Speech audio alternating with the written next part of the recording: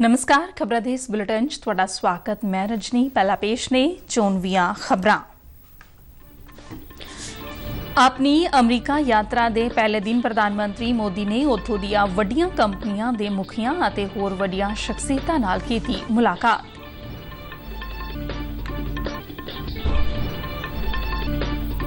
ਨੌਵਾਂ ਕੌਮਾਂਤਰੀ ਯੋਗ ਦਿਵਸ ਭਾਰਤ ਨੇ ਸਮੁੱਚੇ ਵਿਸ਼ਵ ਵਿੱਚ ਪੂਰੇ ਉਤਸ਼ਾਹ ਨਾਲ ਮਨਾਇਆ ਜਾ ਰਿਹਾ ਹੈ। ਪ੍ਰਧਾਨ ਮੰਤਰੀ ਨਰਿੰਦਰ ਮੋਦੀ ਅੱਜ ਸ਼ਾਮ ਨੂੰ ਨਿਊਯਾਰਕ ਸਥਿਤ ਸੰਯੁਕਤ ਰਾਸ਼ਟਰ ਦੇ ਮੁੱਖ ਦਫ਼ਤਰ ਵਿਖੇ ਯੋਗ ਦਿਵਸ ਸਮਾਗਮ ਦੀ ਅਗਵਾਈ ਕਰਨਗੇ।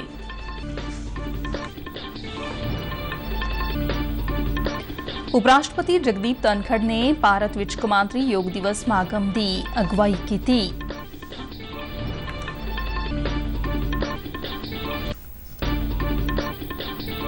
ਪੰਜਾਬ ਵਿਧਾਨ ਸਭਾ ਦੀ ਕਾਰਵਾਈ ਅਣਮਿੱਥੇ ਸਮੇਂ ਲਈ ਮੁਲਤਵੀ। ਹੁਣ ਖਬਰਾਂ ਵਿਸਥਾਰ ਨਾਲ। ਪ੍ਰਧਾਨ ਮੰਤਰੀ ਨਰਿੰਦਰ ਮੋਦੀ ਅਮਰੀਕਾ ਅਤੇ ਮਿਸਰ ਦੀ 5 ਦਿਨਾਂ ਸਰਕਾਰੀ ਯਾਤਰਾ ਦੇ ਪਹਿਲੇ ਪੜਾਅ ਵਿੱਚ ਕੱਲ੍ਹ ਨਿਊਯਾਰਕ ਪਹੁੰਚੇ। ਨਿਊਯਾਰਕ ਪਹੁੰਚਣ ਦੇ ਨਾਲ ਹੀ ਉਨ੍ਹਾਂ ਨੇ ਆਪਣੇ ਰੁਝੇਵਿਆਂ ਦੀ ਸ਼ੁਰੂਆਤ ਉੱਥੋਂ ਦੇ ਵੱਡੇ ਕਾਰੋਬਾਰੀਆਂ ਅਤੇ ਵਿਚਾਰਕਾਂ ਨਾਲ ਮੁਲਾਕਾਤ ਕਰਕੇ ਕੀਤੀ। ਟੈਸਲਾ ਦੇ ਸਹਿ ਸੰਸਥਾਪਕ ਐਲਨ ਮਸਕ ਨੇ ਪ੍ਰਧਾਨ ਮੰਤਰੀ ਮੋਦੀ ਨਾਲ ਮੁਲਾਕਾਤ ਦੌਰਾਨ ਕਿਹਾ ਕਿ ਦੁਨੀਆ ਦੇ ਕਿਸੇ ਵੀ ਵੱਡੇ ਦੇਸ਼ ਦੀ ਤੁਲਨਾ ਵਿੱਚ ਭਾਰਤ ਕੋਲ ਵਧੇਰੇ ਸੰਭਾਵਨਾਵਾਂ ਨੇ। ਮਸਕ ਨੇ ਪ੍ਰਧਾਨ ਮੰਤਰੀ ਨਾਲ ਮੁਲਾਕਾਤ ਤੋਂ ਬਾਅਦ ਭਾਰਤ ਵਿੱਚ ਨਿਵੇਸ਼ ਕਰਨ ਦੀ ਸੰਭਾਵਨਾ ਜਤਾਈ। The Starlink internet, which I think can be incredibly helpful for sort of remote or rural villages where they perhaps may have no access to internet, or the internet is very expensive and slow. ਪ੍ਰਧਾਨ ਮੰਤਰੀ ਨੇ ਪ੍ਰਸਿੱਧ ਲੇਖਕ professor Naseem Nicholas Talib ਨੇ ਕਿਹਾ ਹੈ ਕਿ Covid ਮਹਾਮਾਰੀ ਵਿਰੁੱਧ ਭਾਰਤ ਦੀ ਪ੍ਰਤੀਕਿਰਿਆ ਬੇਮਿਸਾਲ ਸੀ। ਉਨ੍ਹਾਂ ਮਹਾਮਾਰੀ ਦਾ ਮੁਕਾਬਲਾ ਕਰਨ ਲਈ ਪ੍ਰਧਾਨ ਮੰਤਰੀ ਨਰਿੰਦਰ ਮੋਦੀ ਦੀ ਸ਼ਲਾਘਾ ਕੀਤੀ। We spoke about bouncing back from adversity, and we spoke about central risk taking. So it was wonderful. I also commended India on the response to COVID and how India was very efficiently dealt with it, particularly with the food distribution. ਪ੍ਰਧਾਨ ਮੰਤਰੀ ਨਰਿੰਦਰ ਮੋਦੀ ਨੇ ਬੁੱਧ ਧਰਮ ਦੇ scholar Padma Shri professor Robert ਥੂਰ ਮੇ ਨਾਲ ਵੀ ਮੁਲਾਕਾਤ ਕੀਤੀ ਅਤੇ ਬੁੱਧ ਦੇ ਸਿਧਾਂਤਾਂ ਤੇ ਚਰਚਾ ਕੀਤੀ। ਇਨ੍ਹਾਂ ਸ਼ਖਸੀਅਤਾਂ ਤੋਂ ਇਲਾਵਾ ਪ੍ਰਧਾਨ ਮੰਤਰੀ ਖਗੋਲ ਭੌਤਿਕ ਵਿਗਿਆਨੀ ਨੀਲ ਡਿਗਰਾਸੇ ਟਾਇਸਨ, ਗ੍ਰੈਮੀ ਪੁਰਸਕਾਰ ਜੇਤੂ ਭਾਰਤੀ ਅਮਰੀਕੀ ਗਾਇਕ ਫਾਲੂ ਪਾਲ ਅਤੇ ਮਾਈਕਲ ਫਰੋਮਨ, ਡੈਨੀਅਲ ਰਸਲ ਐਲਬ੍ਰਿਜ ਕੋਲ ਵੀ ਨਾਲ ਵੀ ਮੁਲਾਕਾਤ ਕੀਤੀ। ਨੌਵਾਂ ਕੌਮਾਂਤਰੀ ਯੋਗ ਦਿਵਸ ਅੱਜ ਭਾਰਤ ਸਮੇਤ ਸਮੁੱਚੇ ਵਿਸ਼ਵ ਵਿੱਚ ਪੂਰੇ ਉਤਸ਼ਾਹ ਨਾਲ ਮਨਾਇਆ ਜਾ ਰਿਹਾ ਹੈ। ਪ੍ਰਧਾਨ ਮੰਤਰੀ ਨਰਿੰਦਰ ਮੋਦੀ ਅੱਜ ਸੰਯੁਕਤ ਰਾਸ਼ਟਰ ਦੇ ਨਿਊਯਾਰਕ ਸਥਿਤ ਮੁੱਖ ਦਫ਼ਤਰ ਵਿੱਚ ਆਯੋਜਿਤ ਹੋਣ ਵਾਲੇ ਯੋਗ ਦਿਵਸ ਪ੍ਰੋਗਰਾਮ ਦੀ ਅਗਵਾਈ ਕਰਨਗੇ।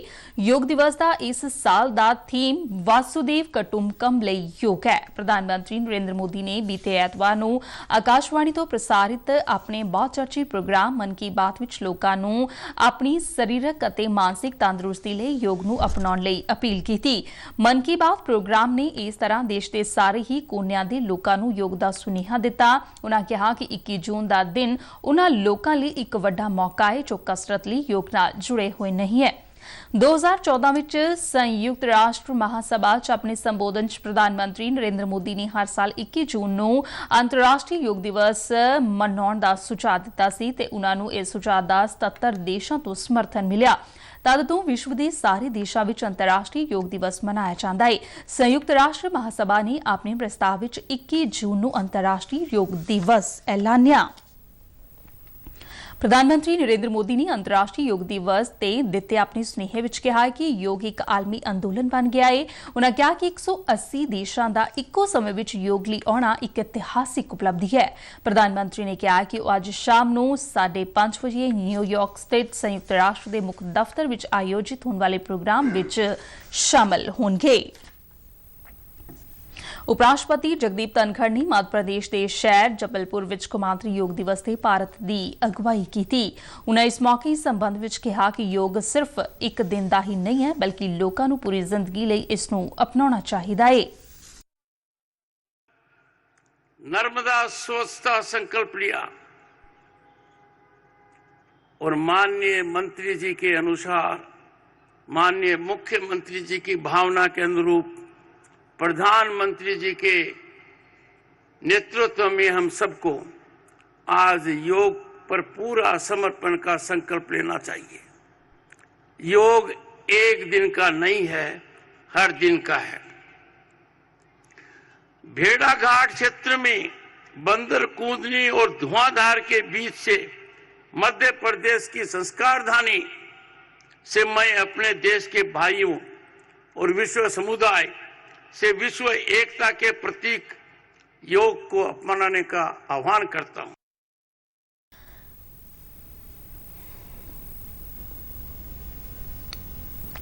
दूरदर्शन केंद्र जलंधर विच भी कौमांतरी योग दिवस मनाया गया। इस मौके दूरदर्शन केंद्र के स्टेशन डायरैक्टर RK जरंगाल ने समागम की अगवाई की। उन्हें इस मौके कहा कि सानू सारिਆਂ ਨੂੰ रोजाना की जिंदगी विच योग ਨੂੰ अपनाना चाहिए है, जो शरीर ਨੂੰ तंदुरुस्त बनाता है ਅਤੇ रोग मुक्त करता है।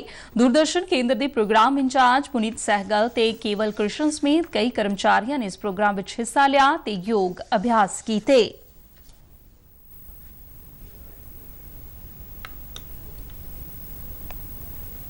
केंद्रीय रक्षा मंत्री राजनाथ सिंह ने यूनीफॉर्म सिविल कोड ਨੂੰ ਭਾਰਤੀ ਸੰਵਿਧਾਨ ਦੇ ਨਿਰਦੇਸ਼ਕ ਸਿਧਾਂਤਾਂ ਦਾ ਹਿੱਸਾ ਦੱਸਿਆ ਹੈ। ਦੇਹਰਾਦੂਨ ਵਿੱਚ ਇਕੱਠ ਨੂੰ ਸੰਬੋਧਨ ਕਰਦਿਆਂ ਉਨ੍ਹਾਂ ਕਿਹਾ ਕਿ ਵਿਰੋਧੀ ਧਿਰ ਵੋਟ ਬੈਂਕ ਦੀ ਖਾਤਰ ਇਸ ਬਾਰੇ ਵਿਵਾਦ ਖੜਾ ਕਰ ਰਹੀ ਹੈ। ਰਾਜਨਾਥ ਸਿੰਘ ਨੇ ਦੱਸਿਆ ਕਿ ਗੋਆ ਤੇ ਮੱਧ ਪ੍ਰਦੇਸ਼ ਵਿੱਚ यूनीफॉर्म सिविल कोड ਪਹਿਲਾਂ ਤੋਂ ਹੀ ਲਾਗੂ ਹੈ। ਉਨ੍ਹਾਂ ਨੇ ਉੱਤਰਾਖੰਡ ਦੇ ਮੁੱਖ ਮੰਤਰੀ ਪੁਸ਼ਕਰ ਸਿੰਘ ਧਾਮੀ ਦੀ ਸ਼ਲਾਘਾ ਕੀਤੀ, ਜਿਨ੍ਹਾਂ ਨੇ ਇਸ ਦਿਸ਼ਾ ਵੱਲ ਪਹਿਲ ਕਦਮੀ ਕੀਤੀ ਹੈ। ਭਾਰਤ ਦਾ law commission uniform civil code संबंधी आम जनता ਤੇ ਧਾਰਮਿਕ ਜਥੇਬੰਦੀਆਂ ਦੇ ਵਿਚਾਰ ਜਾਣ ਰਿਹਾ ਹੈ। ਰੱਖਿਆ ਮੰਤਰੀ ਨੇ ਕਿਹਾ ਕਿ ਅਸੀਂ ਸਮਾਜਿਕ ਸਦਭਾਵਨਾ ਦੇ ਚਾਹਵਾਨ ਹਾਂ ਤੇ ਸਮਾਜਿਕ ਸਦਭਾਵਨਾ ਵਾਸਤੇ ਜੋ ਕੁਝ ਵੀ ਕੀਤਾ ਜਾਣਾ ਜ਼ਰੂਰੀ ਹੈ ਉਹ ਅਸੀਂ ਕਰਾਂਗੇ। ਭਾਰਤ ਦੀ G20 ਦੀ ਪ੍ਰਧਾਨਗੀ ਦੇ ਮੁੱਖ ਕੋਆਰਡੀਨੇਟਰ ਹਰਸ਼ਵਰਧਨ ਸ਼੍ਰਿੰਗਲਾ ਨੇ ਕਿਹਾ ਹੈ ਕਿ ਵਿਸ਼ਵ ਭਾਰਤ ਨੂੰ ਵਿਸ਼ਵ ਪੱਧਰ ਤੇ ਪੈਦਾ ਸਮੱਸਿਆਵਾਂ ਨੂੰ ਹੱਲ ਕਰਨ ਦੇ ਰੂਪ ਵਿੱਚ ਵੇਖ ਰਿਹਾ ਹੈ।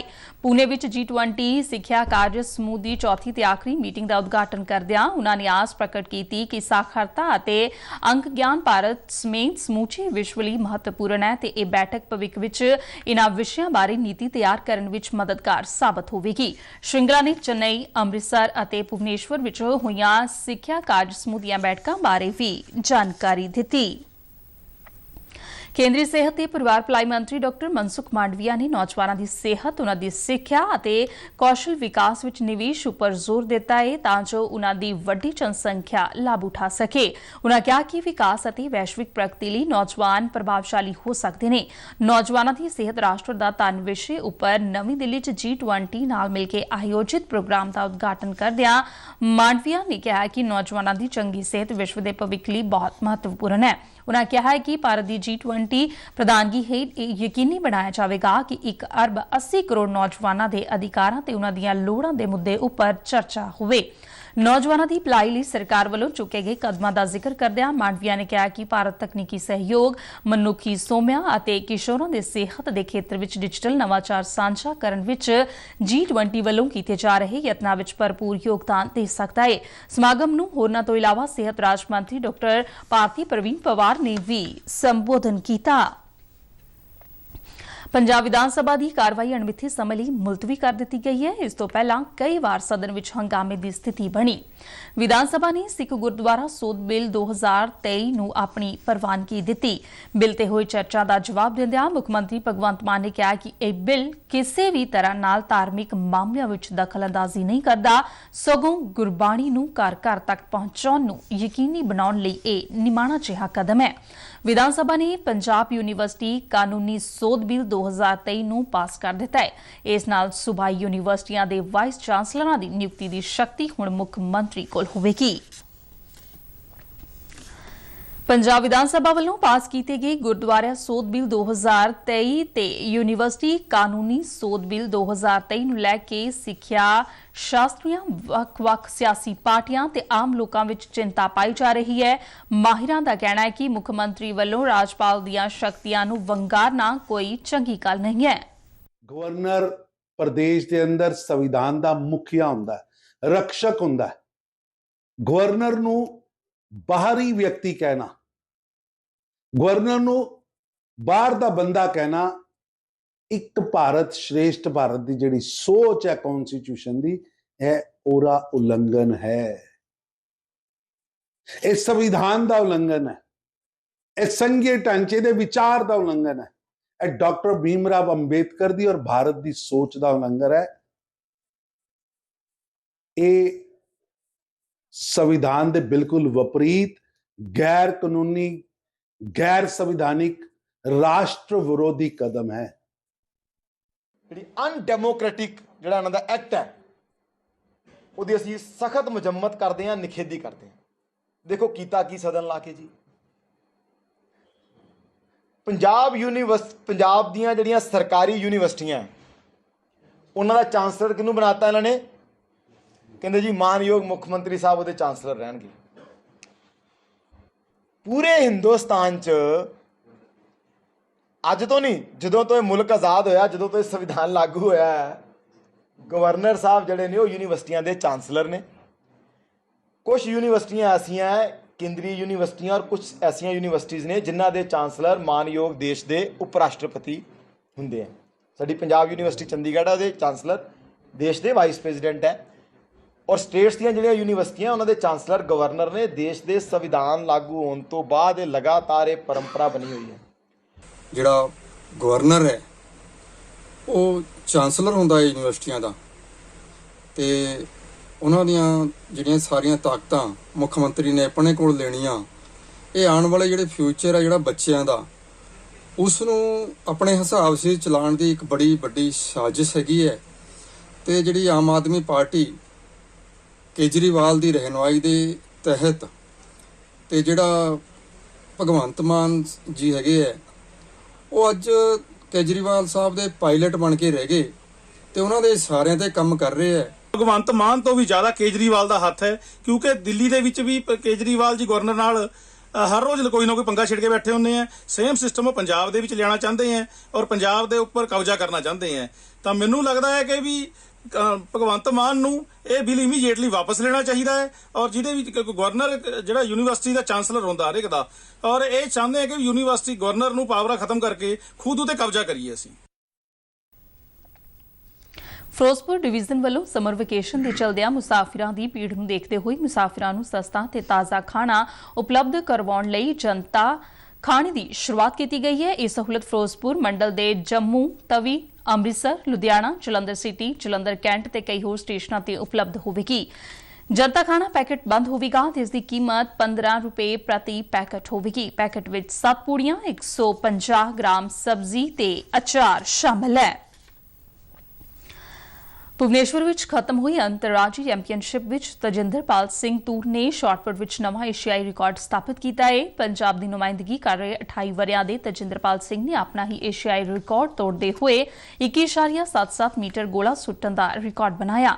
ਇਸ ਤੋਂ ਪਹਿਲਾਂ 2021 ਵਿੱਚ ਪਟਿਆਲਾ 'ਚ ਉਸਨੇ 21.49 ਮੀਟਰ ਦੂਰੀ ਤੇ ਗੋਲਾ ਸੁੱਟਿਆ ਸੀ। ਇਸ ਦੇ ਨਾਲ ਹੀ ਤਜਿੰਦਰਪਾਲ ਸਿੰਘ ਤੂਰ ਨੇ ਏਸ਼ੀਆਈ ਖੇਡਾਂ ਲਈ ਕੁਆਲੀਫਾਈ ਕਰ ਲਿਆ ਹੈ। ਤਜਿੰਦਰਪਾਲ ਸਿੰਘ ਤੂਰ ਨੇ ਆਪਣਾ ਨਵਾਂ ਏਸ਼ੀਆਈ ਰਿਕਾਰਡ ਆਪਣੀ ਦਾਦੀ ਨੂੰ ਸਮਰਪਿਤ ਕੀਤਾ ਹੈ, ਜਿਨ੍ਹਾਂ ਦਾ 3 ਦਿਨ ਪਹਿਲਾਂ ਦੇਹਾਂਤ ਹੋ ਗਿਆ ਸੀ।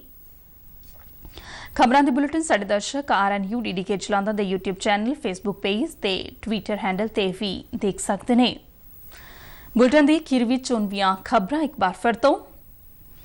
ਆਪਣੀ ਅਮਰੀਕਾ ਯਾਤਰਾ ਦੇ ਪਹਿਲੇ ਦਿਨ ਪ੍ਰਧਾਨ ਮੰਤਰੀ ਮੋਦੀ ਨੇ ਉੱਥੋਂ ਦੀਆਂ ਵੱਡੀਆਂ ਕੰਪਨੀਆਂ ਦੇ ਮੁਖੀਆਂ ਅਤੇ ਹੋਰ ਵੱਡੀਆਂ ਸ਼ਖਸੀਅਤਾਂ ਨਾਲ ਕੀਤੀ ਮੁਲਾਕਾਤ।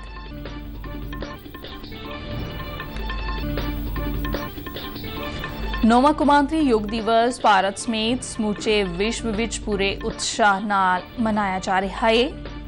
ਪ੍ਰਧਾਨ ਮੰਤਰੀ ਨਰਿੰਦਰ ਮੋਦੀ ਅੱਜ ਸ਼ਾਮ ਨੂੰ ਨਿਊਯਾਰਕ ਸਥਿਤ ਸੰਯੁਕਤ ਰਾਸ਼ਟਰ ਦੇ ਮੁੱਖ ਦਫ਼ਤਰ ਵਿਖੇ ਯੋਗ ਦਿਵਸ ਸਮਾਗਮ ਦੀ ਅਗਵਾਈ ਕਰਨਗੇ। ਉਪ ਰਾਸ਼ਟਰਪਤੀ ਜਗਦੀਪ ਧਨਖੜ ਨੇ ਭਾਰਤ ਵਿੱਚ ਕੌਮਾਂਤਰੀ ਯੋਗ ਦਿਵਸ ਸਮਾਗਮ ਦੀ ਅਗਵਾਈ ਕੀਤੀ। ਪੰਜਾਬ ਵਿਧਾਨ ਸਭਾ ਦੀ ਕਾਰਵਾਈ ਅਣਮਿੱਥੇ ਸਮੇਂ ਲਈ ਮੁਲਤਵੀ। ਇਸ ਦੇ ਨਾਲ ਹੀ ਖਬਰਾਂ ਦਾ ਬੁਲੇਟਿਨ ਖਤਮ ਹੋਇਆ। ਦਿਓ ਆਗਿਆ। ਨਮਸਕਾਰ।